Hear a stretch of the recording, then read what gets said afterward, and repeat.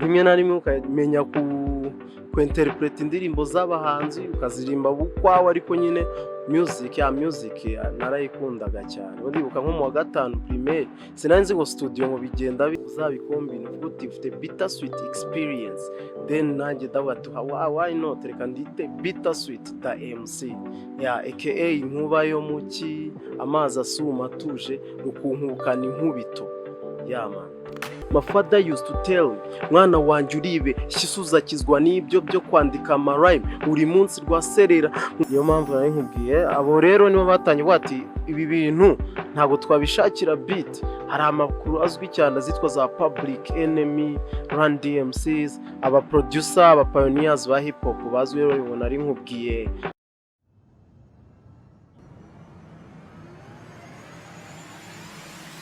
Mega Man Live TV. Okay, nuko dutangiye bakunzi ba Mega Mind Live TV. Reka tutangiye tubasuhuza tugira tuti amahoro aho muherereye mu mpande zitandukanye zose z'isi. Reka tubifurize imirimo myiza mwebwe mwakagezemo, kandi namwe mutari mu kazi mukaba muri mu kiruhuko mukomeze mugire ikiruhuko cyiza. Ni Mega Mind Live TV, kuri mikoro ni umuvandimwe Abbas. Sindi njyenyine rero, nkuko mubibona imbere yanyu hari umusitari, icyamamare muri muzika, ariko cyane cyane azwi mu njyana ya hip hop. Reka tumuhe ikaze abasuhuze. Yo, what's up? Yo, here we go with the freestyle. Byaba byiza rero nditanya. Ngo sugushanuka hankubwira nibugoyi, abaho hip hop yadukuye ku ngoyi. My father used to tell me, mwana wanje uribe shisuzakizwa n'ibyo byo kwandika amarime buri munsi rwaserera mu mandare sinzi ngo amawine. Ibintu by'ubwenge wabishyize sideline, utitwa aberi nawe byagize gahini. Isi ni y'ababeri, they don't wanna see you shine. Bittersweet, the real MC, king of street, the pastor of future generation street. We in the beauty, Mega Man TV. Uyu munsi harashya. Harashya, turi kumwe na Bittersweet. Hanyuma Bittersweet bisobanuye iki?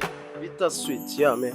So nje uko nakuze, umuntu aravuka akarerwa agakura, ukanyura muri byinshi, ukiga, ukaba muri society, ubuzima bugahinduka, ntabwo umuntu ahora hamwe, urumva habizazane hakabi byiza. So igisobanuro cy'isi kuri nje just ni ibintu bibiri, harimo icyiza n'ikibi. Niyo bavuga ati Satani Imana, buriya urgiye neza deep nicyo bisobanura. Then Satani ni Imana, nibyo bintu bibiri, ni intuze ebyiri. Urumva utari mubi aba ari mwiza, kandi ubwo icyiza kivuze Imana, ikibi niyo Satani. Nyine bavuga nyine ubyo ugerageje kubyumva muri logique, nta kujya kure mu bitabo n'iki n'iki. Then Bittersweet nizira nahisemo, narikuye hari namwita ni mu grand friend aramusuje cyane, Abdutorious. Ni umujama wankoze cyane muri mind, yigishe kuba umugabo sana, twunda kuba twasoba n'ibitabo. Yavuga ati weho nujya kuri mikoro cyangwa se numva byaba byiza kubera ko wabonye ibyiza n'ibibi uzabikombine uvuga uti ufite Bittersweet experience. Then nanjye ndavuga ati why not, reka ndite Bittersweet the MC aka inkuba yo muki, amazi asuma atuje rukunkukana inkubito. Man. Nibisanzwe mwabyumvisha igisobanuro cya Bittersweet. Reka mbasabe niba bibakundiye mutubwire amazina yanyu nyayo, tuvuye ku mazina y'ubuhanzi nyirizina. Nje nitwa amazina y'ababyeyi, nitwa Niyo Nkuru Musa Buhari. Navutse mu muryango w'abana batatu, nje mfura umuryango wa Kiislamu. Abasilamu mwese assalamu alaikum. Muri Mega Mind Live TV uyu munsi turi kumwe n'umusilamu kandi akaba ari n'umuhanzi mu njyana ya hip hop. Dukomeje kugirana ibihe byiza nawe. Uyu munsi nimuze gucikwa kuko aduhishiye ibyiza byinshi. Watangiye byari uyu muziki? Umuziki rero aho byose byahereye, urebye ibintu byinshi biba impano iyo ariyo yose, iyo ugiye kujya hasi ugasubira inyuma ukareba, hari ubwo usanga cyane cyane nk'umuziki ntabwo ari ibintu biza mu muntu akuze. cyangwa se ngo ugiye nujya kubyiga ku ishuri cyane cyane umuziki bisaba kuba hari impano ufite aracyo gitandukanye njyewe ukaba wanyumva ukamenya ni Bittersweet, wakumva undi musano ari wese Dog, Fireman, Pfla, yes abo ni wenda mfata urukitegerezo muri hip hop nyarwanda n'abitwa ba Babli. Urumva umuziki yawe ari ibintu biza mu muntu akuze urayumva ukumva uyu muntu ukavuga ni ibintu bimurimo. Niyo mpamvu umwaba mu bartender, undi akaba umuplanto, undi akaba iki. Then music is ari talent, ni ibintu natangiye ndi umwana, nicyo nashaka gusasira kugira ngo byumve neza. Bitanye nari umwana ariko nakundaga ibintu sana hip hop yangaragaragamo kuko ndi wa mwana nanone no mu buto sometimes arubona afungaga umutwe ntumva. Urumva kubona ku myaka ingahe wambaye pocket rimwe na rimwe ukamenya ku interpret indirimbo z'abahanzi ukazirimba bukwawe, ariko nyine music narayikundaga cyane. Ndibuka nko mu wa gatanu primaire sinanzi ngo studio ngo bigenda bite, hari umupeti nawe twigeze gukora indirimbo rero yari yanditse iyo ndirimbo tuyiririmba za freestyle abantu bakabikunda nyuma yaho nabwo nkurana muri kuru yanjye ari kuru yitwa Tyler Kings, nakuriyemo n'abavandimwe my brothers nabo n'abahanga sana. Hari witwa Slimo, harimo witwa Brilliant, ubu bakora drill ariko nyine twatangiye dukora nyine byose ni hip hop the music nyine urugendo kuvugana indirimbo cyesumbaje ngo ni ryari nagiye muri studio muri indirimbo. Ikigaragara nuko watangiye ukiri mutoya. Mise nibaza mu muryango w'iwanyu nta muntu waba ukomoraho ibintu by'umuziki? Yeme abantu babaye mu muryango wenda impano mazi n'abakinnyi ba football.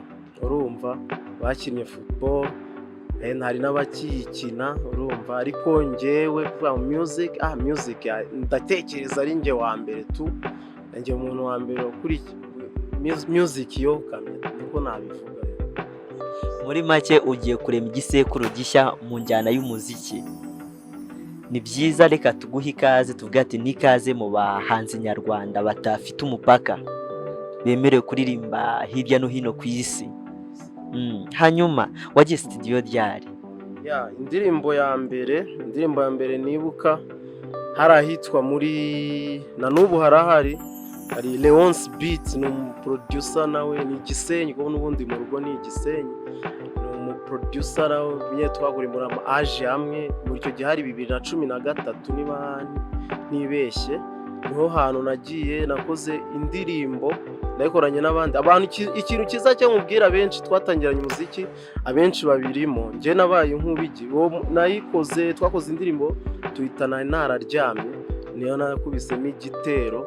Then yembana n'uwitwa Shafty, nawe ni umuraperi uri dope aho ari hose ndamusuje. Yembana n'utwa Sakabex, hari n'undi muji bita I think umutwanya aho njya nibagiye yitwa Peace 1G. Yes, ndibo twahise nari nararyamye. Chorus yari ngo nari nararyamye none ubu ndabyutse mumvire mu nzira mbereka icyo nabitse. Yes, neza cyane kabisa. Hanyuma uravuze ngo iwanyu ni ku Gisenyi, ariko mu magambo yose wavuze nta Kigoyi numvishe. Waduhaho kapera gato ku Kigoyi? Cyako navutse rero Kigoyi kirahari, ariko nje nta nubwo n'ababyeyi baje nta Kigoyi bavuga kuba komtere ndabizi ukuntu rwabyaye ni ngo mbe nduza ngwino ngutume nduza ibintu nk'ibyo ariko yes hari nibwo ariko nyine mu gice cy'umujyi. Ubundi bintu burana hari ibintu umuntu atishyiramo ushaka kubikora nyine ari nka job, nkavuga niba yenge kuzajya nkora mu Kigoyi, ariko still Kinyarwanda gihora ari kimwe. Buriya Kinyarwanda ni kimwe kiduhuza, niyo mpamvu utazumva ngo hari intuza Ikigoyi hari cyari twe dutahereza ku mugozi umwe kabisa. Yes, rw'Ikinyarwanda. Hanyuma kugeza kuri ubu ufite indirimbo zingahe zimaze kujya hanze? Ese uteganya kuzimurikira abakunzi bawe ryari?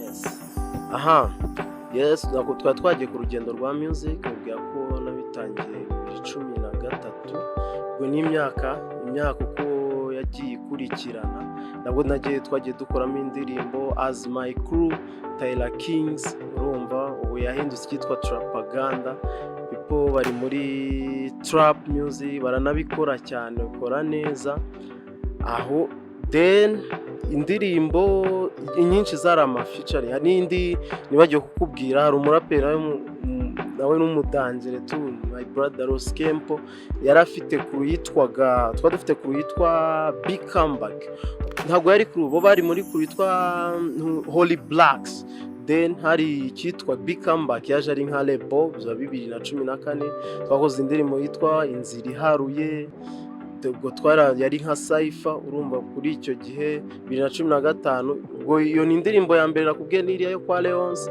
ya kabiri niyo ngiyo Inzira Iharuye the same yanakoze n'indi yitwa Tezevu n'umuniga amita Hunter G's urumva aho ari nawe peace kabisa my brother then hakaza 2015 twakoze yitwa Fame ari nayo video ya mbere nakoze indirimbo twari ya Tyler Kings indirimbo twayise Fame hanyuma urumva zimaze kuba zimaze kubagera muri enye ubwo naherukaga muri studio 2017 yariyo twakoze yitwa Dedication kwa Captain P ya umutima bro then haza 2012 ku cyo gihe nabaye nk'uparika music kubera ko icyo gihe financially ntago nari good sometimes hari n'igihe n'ubwana buza mugasanga ino mu ngeso wenda zitaguhereza focus utazi icyo ushaka urumva cyane ibintu by'ikigare n'iki urumva ugasanga maybe ugiye mu bintu ya ariko nyine niko umuntu akura tu urari ibintu utagitaga kwicyo utabasha guhindura kereka kikaba as long as hari icyo cyakuvanyemo kandi cyakugize intuzi kitakugizeho ingaruka mbi yes izo ndirimbo zibaye zimwe nkubwiye zigera muri 5 gutyo then ejo bundi uyu mwaka utangira 2022 nkanuza nka New Year's plan urumva New Year's resolution aho zenge kugaruka muri music then nkore indirimbo byibura niyo byaba buri kwezi ya mbere yitwa Top Story ibana ivuga uko iyo life urandi kukunyuriramo tu ibyo umuntu yagiye anyuramo urumva aravuga ati twinjiriye ya beat metaphore zirisiki ntugasanishe Rose Ferrari na Suzuki ninge nimero imwe nimushaka muhigime musubire ku ishuri nzari Hamines harya ngo muratwiga umva ama rhymes impirika inyuguti ku yindi n'umuzi wa buri gika basore nkumi ninde sidateye ubwoba urushako ni inoma no gusora ni ngombwa ndabyibuka n'inkejo 2015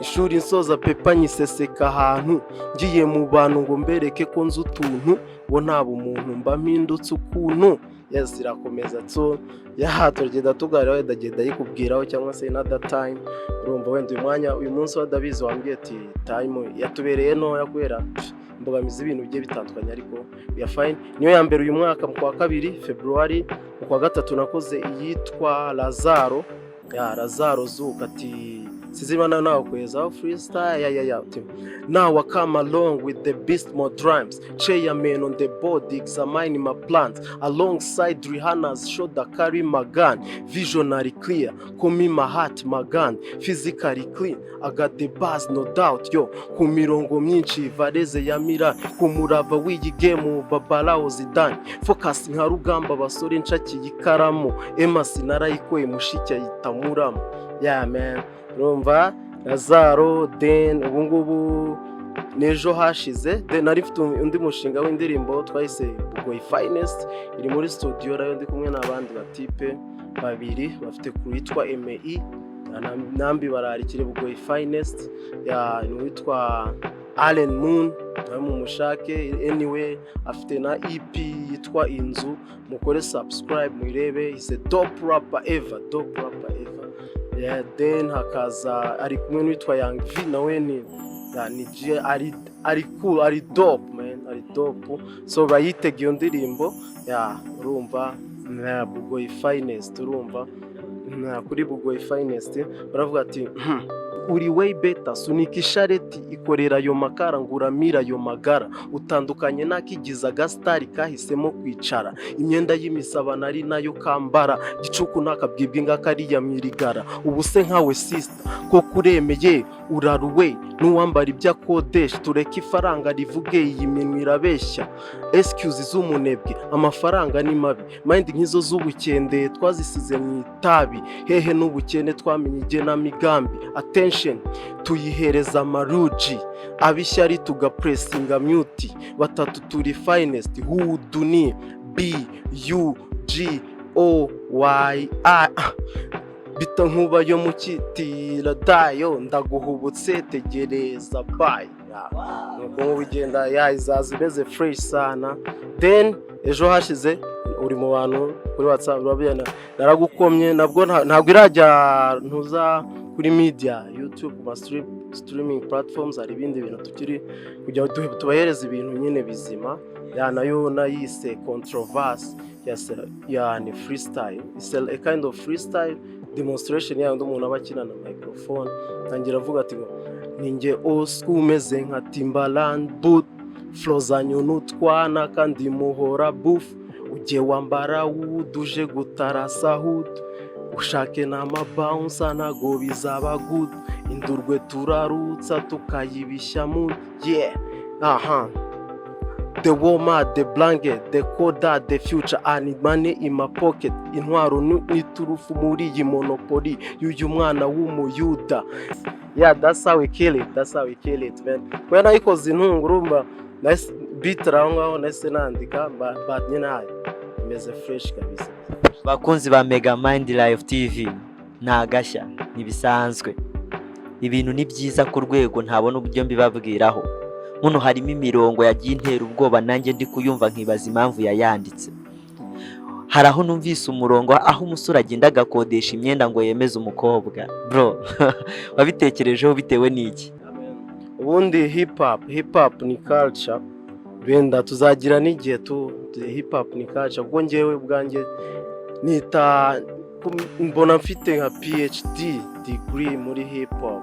Hari umuntu ukora hip hop uyu munsi utabaza hip hop yatangiriye he, akajya kukubwira ati hip hop yatangijwe na runaka, urumva uribuka ngo ngo kubaka izina sumuki ngo niwe watangije hip hop, kandi nawe ubwo akumvisha nyiri ibyo bintu yaguseka. Ubundi ukora ikintu ugomba kukijya deep, nabwo ugikora neza. Yes, urumva hip hop ni culture yavuye muri Amerika, ni culture yavuye muri Amerika ku bisekuruza by'abacakara. Abantu bize histoire murabizi, abirabura bo muri United States of America, mu gace kitwa Bronx, na street azwi za Brooklyn, za Queens. Abantu uzi map ya hip hop uhita ubyumva neza. Then cyari mu gihe abirabura na still nubwo wenda byahindutse, ariko hari igihe abirabura bari bakandamijwe bya hatari. Then kugira ngo abantu bavuga akahinda kabo, men none uzumve nk'uri kuririmba rock, kugira ngo uzumvishe umuntu message biragora. Haje aba producer, aba pioneers ba hip hop, abantu bazwi nk'ama Run DMCs, aba producer nk'aba Africa Bambata. Then abantu bajyaga ikintu bakora it's like a freestyle, nta beat babagameza bakoma amashyi cyangwa bakagendera ku bijyana byari bicyo gihe. Then bakavuga agahinda kabo ka police, agahinda nyine kumwirabura, nyine murakazi ko muri za 70-80 abantu barabizi. So yabaga ari umurapera aritegereza, then ukaba wavuga ikintu ukakibwira abantu bijyanye na situation iri muri ako kanya. Urumva bazumva ati avuga ati mfite amafaranga ngize gutereka, then ubutumwa ashaka gutangamo hariya, I'm sorry, mu gihe akiri gusoma ku mazi mukanya aragaruka bakomereze story ya hip hop. Nukuba mu bintu bizi atari ukubifatira aho ubibonye. Ni karibu Bittersweet, turacyari kumwe muri studio za Mega Mind Live TV. Uyu munsi arabaha imirongo ifatika ntabasondeka. Njye nakubwira nandi kukubwira nyine hip hop, nakubwira ari nkubwiye kwabonga wenda umuntu ndi kugenda mbicamo, tuzagira umwanya tubiganire, wenda dufite ikiganiro cyihariye tuvuge kuri hip hop. So kuba ndi great cyangwa iki, but I trust myself, ndabikurikirana sana. Niyo mpamvu nari nkubwiye abo rero nibo batanye bati ibi bintu ntago twabishakira beat. Hari amakuru azwi cyane azitwa za Public Enemy, Run DMCs, aba producer, aba pioneers ba hip hop bazwi rero. Ubona ari nkubwiye ba Africa Bambata, hari abaraperi nka ba Ice-T, urumva. Then icyo hip hop yari ifite umurongo wa message. First was the message. Ibintu byo kuza bavuga byo gushininga byatangiye late 90s, iki gihe cy'abantu batangiye kuza mu za 99 gutyo, bantu ababitu ba Bedman, Cashman, murabazi ba Wayne.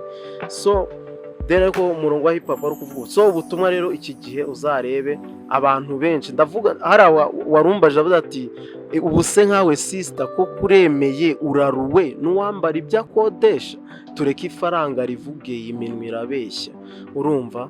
Abantu nshobora kuza nkitaka nkigira gatangaza nkakubwira ariko bitandukanye, ubwo n'ukuri kuri behind. Ahangaha ni just turi kuri display ahangaha, urumva. Ushobora kubona nk'igicupa tuvuge nko mu kabari, ukabona igicupa kiramanitse, maybe ni nk'icya tuvuge nk'inzoga Jameson, ukayibona kuko ryijimye ukagira ngo harimo inzoga kandi nta nzoga iri murumva. Umuntu nyine abantu akenshi abantu ubu ngubu nta makushe, niyo mpamvu bisaba kureba umuntu, kureba ko cyane cyane bashiki bacu hari usanga umuntu bamuteye inda, urumva. Ni ubwo buryo nashaka kubivugamo message iri muri kuyumva. Then umuntu wabikoze ni umuntu udashobotse, wendaje ubu biroroshya duka kodesha inkweto, ugenda ukishyura inkweto ndabanye ifite muri 1 week. Iyi ntuza murabizi amakositime. Ubwo rero umuntu yazi imodoka ayikodesheje, yazaje igeza kontake assistant mana we, uyu nguyu niwe bavuze, uyu nguyu niwe ngiye kuzuza, niwe nzabera urubavu later on. Ugasanga n'aba disappointed, aribyo bibamo ibibazo. Abantu bafite ibibazo byinshi bariyahura bagira gute, urumva. Nicyo kintu nashaka kuvuga, ni ugushishoza cyane cyane mbwira abashiki bacu, ni ukureka ifaranga cyangwa se kureka ibikorwa bikavuga. Umuntu urabeshya, niko bimeze kabisa. Ubwo mvuze ifaranga ni ntuza ikombina ibintu byikombina royo n'iki na action. So ni ibyo ngibyo. Uhereye muri 2017 ukaza ukagera muri 2022, harimo imyaka ingahe? 5 yose. Biragaragara ko muri iyo myaka 5 yose ishize ugarukanye umuvuduko, kuko mu gihe kitarenze amezi 3 ukoze indirimbo 3 zose. Urakomeza muri uwo mujyo, bimeze bite? Guhera rero aho hagati suko bana narasubitse music, ntabwo ari ngo byari burundu. Naraho nakurikiranaga basani, yes, numva wenda nzajya njya muri ntuza nyine gufasha. Hari n'igihe nabaye promoter, nari somewhere nakoze ahantu ka radio, nabaga ndi MC, mfite ibintu bya showbiz na animation biri aho ngaho. Ubwo narapushingaga music cyane cyane abantu banzi playlist yanjye yagomba kuba iriho hip hop, urumva. N'ahantu hose ngiye urabisa usanga no mu ntuza no mu ahantu henshi n'indirimbo yo gukora playlist ya hip hop iriganze cyane. So then icyo gihe rero nabaga mbirimo, ariko ndi kugenda ndeba aho bigeze he. Hari ahantu njya mvuga nti ngo nari muri ya majiz mwakubise inshuro, ubu se murajya he kubuna maintenance flow, urumva. Nicyo gihe rero icyo nicyo bamba nkubwira. Nari nicara ariko nari mbizi, tunamizi we any time hari gihe kizaza, igihe kirunga cyasinziriye kigaturika Nyiragongo, abapipo bagahunga, urumva, inzu zigashya, urumva. Nuko nari ibyo ngibyo rero. Niyo mpamvu nazanye umuvuduko, kwandika imyandikire, ndandika. Ubu biba byiza ukabura nyura bikoza, abantu barabishimye, abari sawa. Tuwehereza schedule muri life. Ubu ibintu no guhoza consistency, urumva. Nicyo kintu cya mbere nacyo kinanira abantu benshi, gukora ibintu ukabura bihagaze, gukora ibintu ubihereza time. Bati niba ari ukwezi abantu, kuko ibintu byose ubu ngubu biri open. Ibi bintu ndi kubivugira, hari igihe nzagenda we nigira umusazi undakubwira ati ariko ntago ujye kuri YouTube, ashobora no kukoherereza iyo video uri kubivuga, urabyumva. Iyo niyo umuntu aritonda ugakora ibintu bati imbaraga ni zose. Schedule yanjye ajyanaga n'ukwezi, ariko niyo byagenda gute nda planninga ko nta mezi 3 azajya ashira hatari action ibaye. Bimfashamo nyine kabikinisha umubiri. Yes. Bittersweet, uneye kwibaza ibibazo byinshi. Uko nakurikiranye tuganira mu kiganiro cyacu, nasanze ufite amakuru menshi ku bijyanye na hip hop. ese ni kuri hip hop gusa cyangwa n'izindi njyana zifiteho amakuru? Ese hip hop itandukanira he n'izindi njyana? Yes, ikibazo cyiza sana. Music wenda ubwo nkora hip hop niyo ndi focused nayo, ariko music iri vast, urumva. Music irimo hari rock, hari country, hari ikinimba, hari igisirimba. Music iri ku buryo bwinshi. Music rero njye music ndayikurikirana na kenshi niyo unangezeho ushobora gutungurwa usanze ndi kwiyumvira nka Celine Dion, kuko nkunda gutuza cyane. Hip hop nyikunda cya gihe wenda ndi muri mood aho ngiye ndi muri mood nsaba gutekereza neza cyane, gufocus, ndazumva. Nkunda abahanzi bose, cyane nk'umuhanzi nkunda na za karahanyuze z'ikinyarwanda, nkunda imyandikire ya Byumvuhore Jean Baptiste, urumva. Nkunda Rugamba, urumva. N'abantu benshi muri music muri rusange nkunda music, uretse ko wenda ndi muri hip hop as a department, ariko music in general, I like music kandi byose ndakurikirana, R&B byose ndakurikirana kabisa, ndabikunda. Ugarutse iwacu mu Rwanda, waba warabigerageje gukorana featuring n'umusitari uririmba hip hop, wenda akabyanga ariko wabigerageje? Aho ngaho naba ngiye kugira uwo mbeshyera, wenda nk'icyo gihe nari nkiri umwana, urumva, financially wumva izina umusitari cyangwa se umuntu uzwi, any celeb, hari gituma aba umusitari kuko yarabivunikiye. So ugomba kugira ugomba ku appreciatinga iyo title. Nawe impamvu wenda ngo ajye umusanisa, ndabyumva cyane abanza b'aba underground, cyane abaraperi, urajya gusaba umuntu ngo featuring ngo anyiryaho. Man, remember that umuntu niyo twahurira muri hip hop, niyo twahurira hose muri music, hari umuntu mba ndiwe ufite inshingano ngomba kuza. Abenshi wenda twavuga abasitari, aba baraperi bacu bakaba bafite abana, bafite abagore, bafite ingo, ntabwo afite umwanya wo kuza guta rero ngo yakwima ngo yanyiriye ngo yagize, ahubwo approach yawe yari imeze gute, kandi approach ko byaba bimeze koze kugira ugere ku kintu wakivunikira. Nawe kuvuga ati niba ariyo afite iyo modoka umuguriyo essence, ari ibintu umuntu adakwiye gusaba undi man, ari ibintu umuntu adakwiye gusaba undi. So ngiye ntabwo nabigerageje kubera ko nyine urumva financially I wasn't that good. Ntabwo nabigiyemo ngo ujye gusaba ngo umusitari n'iki. Nta n'ubwo iyo idea kenshi yaje, kuko nabonaga ntarabijyamo kubera nyine imbogamizi nyinshi nari mfite, nta na recognition muri society. Wenda bizagenda biza anytime, burya kugira ugere no ku muntu nuko nawe hari icyo uba ufite, kuko si umusitari wese wakwemera gukorana nawe aze nyine uzuri uririmbemo ibintu by'ubufu aririmba. Ntabwo bisobanura kwa approaching umusitari ufite ufite ikintu kigaragara, ufite projet umupresentinga, akavuga iyi yari aho yatuvana nawe yatugeza, akagira n'umutima wo kugufasha. That's how.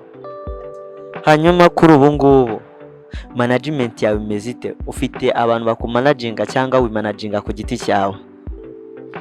Management, nta management, I have my own management. Gusa nyine urumva ntabwo naba mbirimo ndumwe, uko biri kose aba hari abantu bari behind, kugira hari ubufasha abantu benshi batajya bashyiraho ubwenge, ubufasha bwa fan base.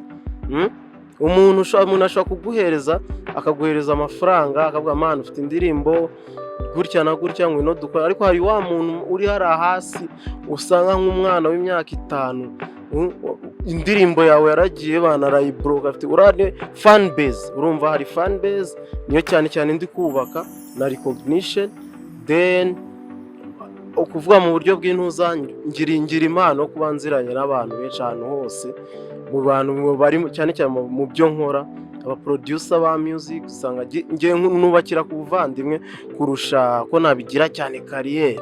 Urumva ko ntabwo mu minsi isa, ntabwo ari buri munsi umuntu akubwira ati turabanye ntacyo wamburanye ntacyo man, dukore beat, mfite imirongo hano, reka tubigenze gutya, mukumvikana. Burya ibintu byose akenshi uzanarebe uretse kubijyamo nabi ntabwo binasaba cyane muri iki gihe, bisaba skills cyane kurusha amafaranga. Yego ni ngombwa, ariko no mu mutwe harakonda.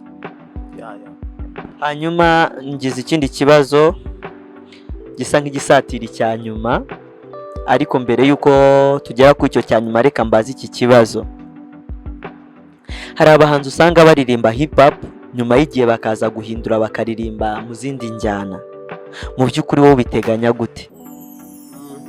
Yes, ari nayo mpamvu ntumvishe nk'iriya ndirimbo naguhaye, iyi ngiyi naguhaye ejo, hari uburyo yitwa controversy. Wumvishe uburyo hari uburyo ngenda mpindura melody, urumva buriya hip hop ntabwo ari wajya muri old school ukwamireyo, ujyana nanone n'ibigezweho. Hari new generation izi gasanga ubuntu uko bimeze, adakeneye ko nongera kuza mubwira kuri DH All Star, akeneye ko nza ndi kumubwira kuri za Balenciaga n'iki, kuko nibyo abona. Ntabwo akenshi biranagora kwemeza umuntu ibintu utari kumwereka, ibintu bidafite fact, bitagaragara. Yo mpamvu nyine urenda hano bati flow zanjye ni ndende nka marase ku nkweto, uvuga ko narenze bakuvunira umuheto.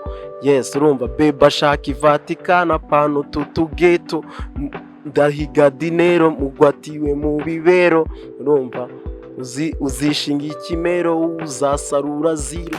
Urumva ko melody ngenda ndirimba, ariko lyrically nyine urumva ko ari byandi bya hip hop.